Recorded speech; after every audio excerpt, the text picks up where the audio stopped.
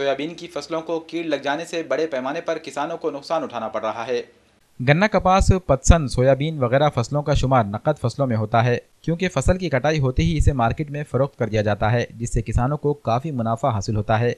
नांदेड़ जिले के किसान भी दीगर फसलों के साथ साथ सोयाबीन की काश्त बड़े पैमाने पर करते हैं, लेकिन इन दिनों सोयाबीन की फसल को कीड़ लग जाने से किसानों को भारी नुकसान उठाना पड़ रहा है। बड़े मुनाफे की उम्मीद में किसान सोयाबीन की फसल के तैयार होने का बेचैनी से इंतजार कर रहे थे, लेकिन जरासीम और फसल की बीमारी ने इनकी तमाम उम्मीदों पर पानी फेर दिया। कर्ज के बोझ तले दबकर पहले से ही परेशान किसानों को इस नई मुसीबत ने मजीद परेशानी में मुब्तला कर दिया है। किसानों का मुतालबा है कि हुकूमत की जानिब से मुतासरा किसानों को इमदाद जारी की जाए। इस साल सोयाबीन पेरे तो शुरू में फसल जरा अच्छी थी। अच्छी रहने के बाद में बारिश नहीं हुई 20-25 दिन तक। 20-25 दिन बारिश नहीं होने के बाद उसके बाद एक पानी गिरा। पानी गिरने के बाद ये पूरी फसल 90% खराब हो गई और 10% बचे फली तो उस पर भी हल्ली है। अभी इसमें पूरा नुकसान होगा हमारा।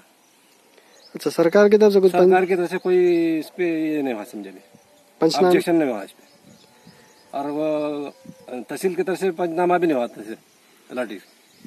तो आपकी क्या कुछ डिमांड है अभी जैसा क्या तहसील तलाटी ने तहसीलदार ने आके इसका पंचनामा करना।